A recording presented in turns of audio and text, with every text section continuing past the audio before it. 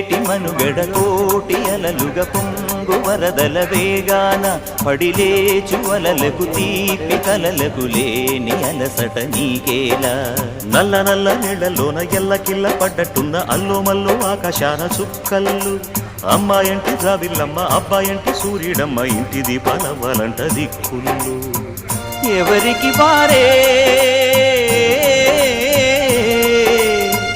యమునకు నీరే